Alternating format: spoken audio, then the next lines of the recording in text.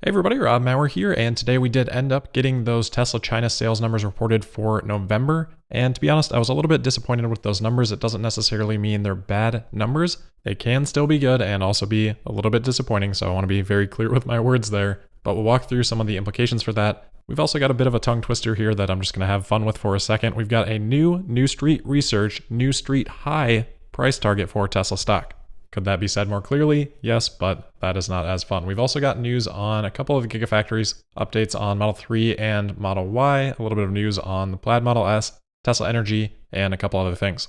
Pretty good day for Tesla stock today, despite these numbers being, I think, below expectations. Tesla finishing up 1.6% to $1,068.96 and outperforming the NASDAQ, which finished up about 0.2%. Quick Form 4 check. We didn't see any new Form 4s for Elon last night, but there were 3 new forms published. These were for the Chief Accounting Officer of Tesla, also Zach Kirkhorn and Drew Baglino. All 3 of these were for exercising options and then just selling the number of shares required to cover the tax on exercise, which across all 3 was only about 5,000 shares. So might sound like a lot, but relative to what Elon has been selling or Tesla's total daily volume, pretty inconsequential. Just to wrap up with the stock then, let's cover that price target increase. So as I said, this is a New Street High price target. $1,580 from New Street Research's Pierre Ferragu.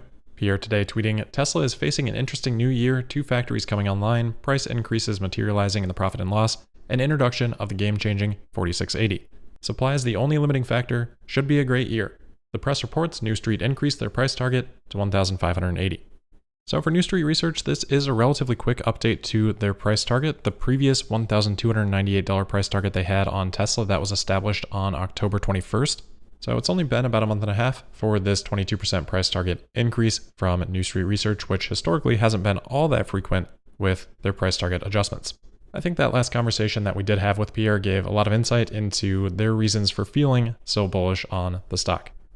All right, so let's get into these China numbers. The China Passenger Car Association today releasing the reports for November. So remember, this covers sales, not production.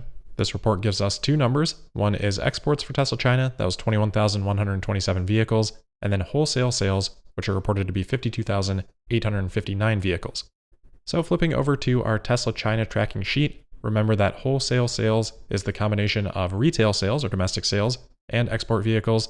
So from this report, we can work backward and get retail sales, which come in at 31,732. That's actually a little bit higher than the 29,500 that we had rumored from Tesla analyst Shanghai on Twitter. So I think that domestic China sales number is fine. We kind of already talked about that in a previous episode based on that 29,500 rumor, so we won't spend much time on that. But then when we bring in export and get to wholesale sales, where I say this is a little bit disappointing is because coming in at 53,000, that is actually less than October and also less than September. By now, I think most listeners know that I don't really care what the sales numbers end up being. That can vary because of inventory, logistics, batching, a lot of different reasons there. But why I care about these numbers is because generally it gives us at least some insight into what production is going to be. And as always, production is what I care about. But these wholesale sales numbers, I think, are going to imply a much lower production number for November than what I had expected based on the rates we had seen in October. And remember, those rates for October were really good because there was that week of downtime. So if we look at the right-hand column here, production versus wholesale sales, we can see that in general, the variance between the two is usually somewhere plus or minus 3,000 vehicles. The highest variance has been about 5,700. So it's most likely that based on these wholesale sales, we're looking at a production number for November somewhere below 60,000 units. Factoring in the downtime, October's production rates would have extrapolated to production of around 67,000 for November at those same rates. And I think it would have been reasonable to expect even a higher number than that because October was a big step up from September. So presumably they were probably at a higher rate at the end of the month than at the very beginning. So when we do end up getting the November production numbers, which may not still be for a couple weeks, that could end up being, 10,000 or more units below how October would have extrapolated. That's really where my disappointment comes in, and we'll continue with production and how that fits into the quarter here in a second. But again, just because I'm a bit disappointed with the numbers doesn't mean that they're bad. If we look again at how the first 2 months of each quarter has progressed, we talked about this a few days ago, but now we have the November exports, and we can see that wholesale sales for the first 2 months here of Q4 at 107,000, that's up 39% over this point in Q3. Through those first 2 months, that's the biggest growth of any quarter so far this year. Q2 from Q1's first 2 months, that was up 35%. and then Q3 from Q2, that was up 30%. Unfortunately, that hasn't been a great indicator of where the total quarter is going to end up in terms of the quarter-over-quarter growth. So I have that quarter end column there. That's just showing the percent change in total quarter-over-quarter rather than just those first 2 months. So Q2 versus Q1, that was up 17%. Q3 versus Q2, 44%. So it didn't really correlate too much to those first 2 months' performance. With that caveat in mind, if December is anywhere close to October and November, we should see at least, 22% or so of a quarter-over-quarter increase here in Q4. And that's good. This 39% increase for the first 2 months, obviously that's great. So that's why I say disappointing doesn't by any means mean these are bad numbers, but I'm also not going to sit here and pretend that I'm super excited about them either, because that's not true. And I have seen a lot of justification out there in the Tesla community today. And that's fine. There is a lot of nuance here that needs to be understood, and it's kind of difficult to communicate true feelings. But I think if we're all truly honest with ourselves, we wouldn't have expected November to come in below both October and September, especially considering the downtime in October. And yes, maybe there were some vehicles that were, on their way to the shipyard or something that fell into a different month than they should have been. Maybe that makes the sales numbers look a little bit weird, but that's really aside from the point here, which is that these sales numbers for November seem to suggest a much lower production number for the month than the capacity that Tesla has shown to have. So let's wrap up with that production then. Let's flip over to our production tracking spreadsheet. We can see that October production was about 55,500 vehicles. And remember, there was about a week of downtime there. So factoring that in gave a weekly production rate of about 15,500 vehicles, daily rate of 2,222. If I assume similar production for November, which I think is right in the ballpark based on that average variance that we see between wholesale sales and production, if we assume that ends up being about 13,000 per week for November. From a rate perspective, that could mean that November was about 15% lower. I mentioned yesterday that I was cautious on these November numbers because I was hearing some rumors of supply chain challenges, and then I'm also hearing that there may have been some shutdown days. Putting those together, maybe Tesla just had shutdowns because of part unavailability. Because again, Tesla has demonstrated a higher production rate than this, so unless there was a whole bunch of downtime that we really don't know about, which would be unusual, usually we do, then I think the cause of disappointment here really is stemming from the supply chain.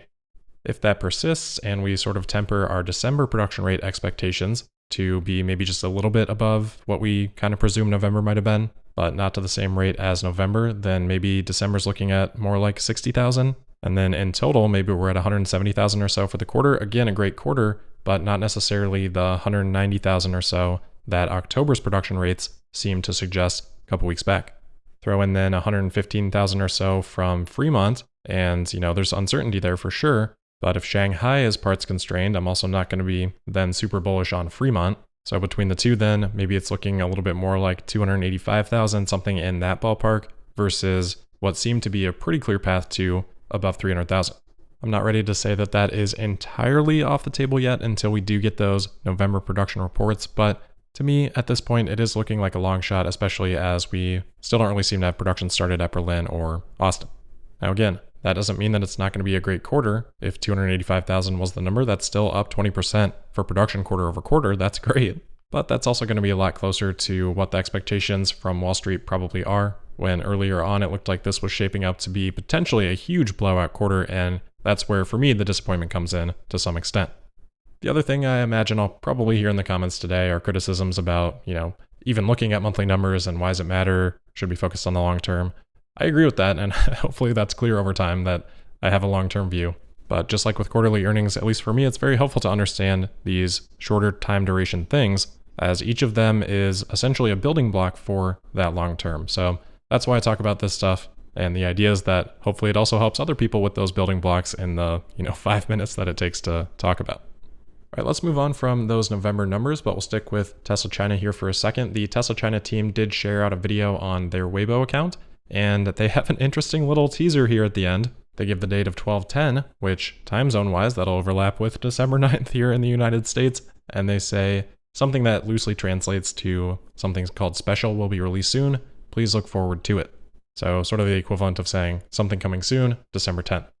So we'll see. I'm not going to spend much time speculating on it. I would just say that there seems to be a lot of speculation that maybe this is Tesla unveiling a cheaper $25,000 model car. I very, very, very, very strongly believe that that is not what this is. To me, that timing would not make sense at all with Berlin and Austin just about to start production. why I put the focus on a car that you can't make and take it away from cars that you can make and are going to be making a lot more of, specifically the Model Y. That's nonsense, and I would bet pretty much anything on that. I don't know. I'm not going to eat a hat on a live stream, but something that isn't damaging to my health I would consider. If anyone has ideas for that, let me know in the comments, and maybe if I find a good one, I'll agree to that just to emphasize how strongly I disagree with that speculation. Anyway, we'll obviously have to keep an eye out for whatever Tesla China is teasing here. Next, just a quick check-in on Giga Texas. Joe Tegmeyer, one of the drone video makers there, was able to spot some Model Y dashboards on a trailer outside of the factory. There's no covering on this, so this may be being transported from just another area of the factory. Either way, it kind of seems a little bit weird to me. If they were produced in the factory, why take them out, transport them externally, and then load them back in? Not sure. If they weren't, and these are from somewhere else, they probably wouldn't be on an open container, and why would they unload them from a closed container and then put them on an open container and then load them into the factory? I don't know, but whatever it is, it's just my lack of knowledge here. My best guess is they were produced somewhere else, and these are being used then for pre-production tests for fitment and things like that. If anybody has a different hypothesis though, I definitely welcome that. All right, next up here, we might have some technical details on changes upcoming to the Model 3 and the Model Y. This was posted on a German Tesla forum. So obviously this is not confirmed, but the changes do seem plausible. I'm not going to go through every single one here, but I'll highlight a couple. The first line says adding new infotainment computer. Of course, previously we had talked about the performance Model Y in China getting the AMD Ryzen processor. Since then, there has been rumors that this is being expanded to other Model 3 and Model Y vehicles produced in China. So these two things would seem to be supportive of each other.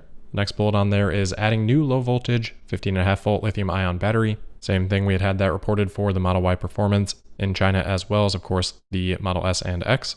A couple other interesting ones, 7 bullets down, they say that they are adding a super horn, 3-in-1 horn, alarm / speaker. Not really sure if the horn and alarm would be separate today, but at least the external speaker would, so integrating these components. Further on down, it looks like there are a couple of drive unit updates. So they say adding Model 3 Performance M50 hairpin wound drive unit variant.